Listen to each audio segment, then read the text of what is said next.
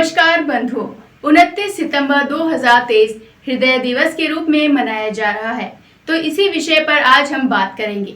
जैसे कि आजकल हम देखते हैं कि हर घर में एक हार्ट पेशेंट जरूर होता है, क्योंकि हमारे खान पान एवं रहन सहन में सब में बदलाव हो गया है और साथ ही देर तक जागना, सुबह देर तक सोना, इन सब से भी यही आशंका रहती है कि कहीं हम भी हृदय संबंधी बीमारी से ग्रसित न हो जाएं।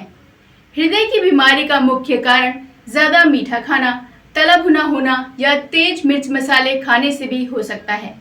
तो चलिए आज हम डॉक्टर मोहित जी से इसी पर चर्चा करेंगे। हम अपने हृदय के बारे में कैसे जान सकते हैं? ज्यादातर लोग हृदय संबंधित बीमारियों के बारे में मिथक या अपने अज्ञान के आधार पर इसको गलत तरीके से जानते हैं।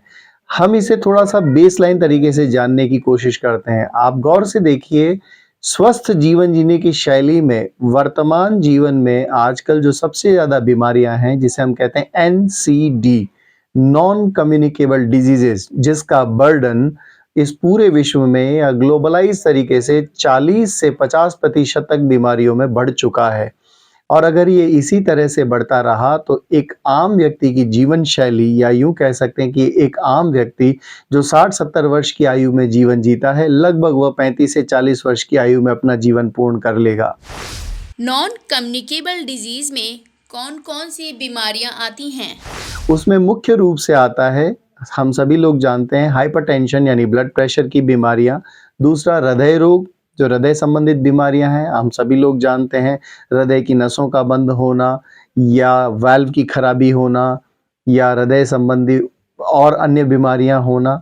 तीसरा इसी में आता है cholesterol, high blood cholesterol level, stress level या हमारी जीवन शैली से जुड़ी हुई जितनी भी बीमारियां हैं उन्हें हम कहते हैं नॉन कम्युनिकेबल डिजीजेस। हृदय संबंधी बीमारी में क्या लक्षण होते हैं? अब इन बीमारियों में भी सबसे महत्वपूर्ण बीमारी जिसे हम आज लेके चलते हैं इस विश्व हृदय दिवस के उपलक्ष्य में, वह है हृदय संबंधित बीमारियां। हृदय संबंधित बीमारियों के लक्षण, उपचार एवं रोकथाम के बारे में आज हम बात करते हैं। सबसे पहले लक्षण की अगर हम बात करें तो ज्यादातर लोग इसके बारे में जानते हैं, जैसे हृदय की धड़कन का अनियंत्रित होना, थोड़ा सा कार्य करके सांस का फूलना, जल्दी थकावट आना और थोड़े से कार्य करने पर ही पसीना आने लग जाना, छाती में या सीने में दर्द होना। ये कुछ कॉमन लक्षण हैं जो लगभग सभी लोग जानते हैं। इसमें क्या उपचार किया जाता है? के लिए आता है डायग्नोस्टिक पार्ट, जिसमें हम सबसे पहले कराते हैं ECG, blood test, 2D echo, coronary angiography.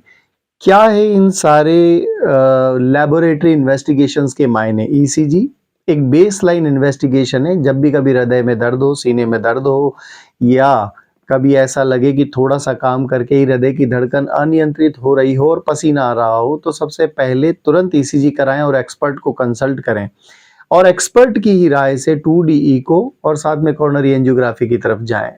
आगे नेक्स्ट स्टेप, इसके उपचार में जनरली हमारे पास में बीमारी के हिसाब से स्पेसिफिक उपचार किया जाता है। जैसे अगर हम बात करें कि अगर किसी हृदय की वेसल्स बंद हैं, जिसे हम जानते हैं कोरोनरी आर्टरी डिजीज के रूप में, तो इसका उपचार प्राइमरीली छल्ले के माध्यम से या उस जहां पर उसकी रक्त वाहिनी बंद है उसमें छल्ला डाल के किया जाता है।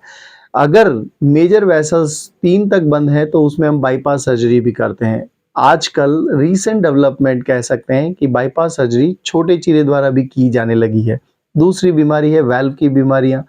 हृदय के वाल्व की बीमारियां राजस्थान जैसे ट्रॉपिकल क्लाइमेट एरिया में ज्यादातर पाई जाती है, जहां पर टेम्परेचर 45 से 50 डिग्री तक जाता है। तो राजस्थान में ये बीमारी प्रिवेलेंट है, जिसे हम कहते हैं हृदय में mitral valve disease, aortic valve disease. इस तरह से इन वाल्व की बीमारियों के लिए भी सर्जरी एक बहुत अच्छा उपचार है। और सर्जरी में जो पहले, आज से अगर हम बात करें 10 साल पहले जो सर्जरी होती थी, पूरा छाती की हड्डी काट के और ओपन करके किया जाता था। आजकल मिनिमली इन्वेजिव या छोटे चीरे द्वारा भी सर्जरी संभव है। हृदय की बीमारी में किस तरह रोकथाम की जाती है? रोकथाम के लिए सबसे महत्वपूर्ण है जीवन शैली में परिवर्तन। वर्तमान में अगर हम हमारे जीवन को देखते हैं तो हम देखते हैं कि स्ट्रेस लेवल सबसे ज़्यादा है। तो स्ट्रेस लेवल क्या है? कम समय में अत्यधिक परफॉर्मेंस या अत्यधिक रिजल्ट के लिए भागा दौड़ी करना, that is the most common cause of stress. वर्तमान में युवा पीढ़ी स्ट्रेस लेवल को जाने अनजाने में ऑलरेडी पकड़े बैठी है, जिसके कारण जो हृदय की बीमारियां 60-70 साल में हुआ करती थी, आज के वक्त में 35 से 40 साल में ही सिम्टोमेटिक हो चुकी हैं। हम हमारे क्लिनिकल प्रैक्टिस में देखते हैं कि जो भी लोग 65-70 साल की आयु में हृदय संबंधित बीमारियों से ग्रस्त हुआ करते थे, वही लोग अब 35 से 40 साल की उम्र में भी इन्हीं बीमारियों को लेकर हमारे पास आ रहे हैं और उपचार के संबंध में इसमें कार्य किया जा रहा है। स्वस्थ जीवन शैली जीने का क्या माध्यम है? जीवन शैली में परिवर्तन के लिए सबसे महत्वपूर्ण हिस्सा है योग। स्वस्थ जीवन जीने की शैली का सबसे उचित माध्यम है योग। अगर हम बात करते हैं कि योग के बारे में, केवल हाथ पांव हिलाना योग नहीं होता, योग का एक समग्र अभिप्राय है।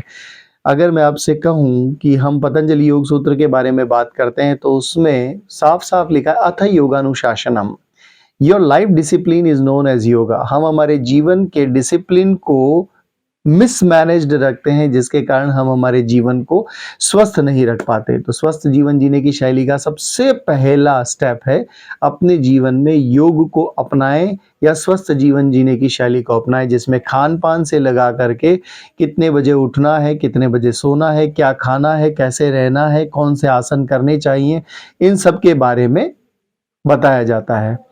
तो स्वस्थ जीवन जीने की शैली को अपनाइए, हृदय रोग को अपने से दूर रखिए, हंसते रहिए, मुस्कुराते रहिए, और इसी के साथ आपसे दोबारा मुलाकात करेंगे। Thank you. तो यह था हमारा आज का स्वास्थ्यम। वैसे देखा जाए तो हम बीमारियों को खुद ही दावत देते हैं। अगर हम देखें तो पहले के समय में लोगों को इतनी बीमारियां नहीं होती थी, वह घरेलू इलाज से ही सही हो जाते थे। परंतु अब छोटी से छोटी बीमारी में भी डॉक्टर के पास भागना पड़ता है। इसका कारण भी हम स्वयं ही हैं, क्योंकि हमने अपनी दिनचर्या की जीवन शैली में बदलाव किया हुआ है, इसलिए बीमारी से ग्रसित रहते हैं। तो चलिए मिलते हैं अगले शुक्रवार रात 9 बजे स्वास्थ्य में। तब तक आप देखते रहें विश्वकर्मा टुडे न्यूज़।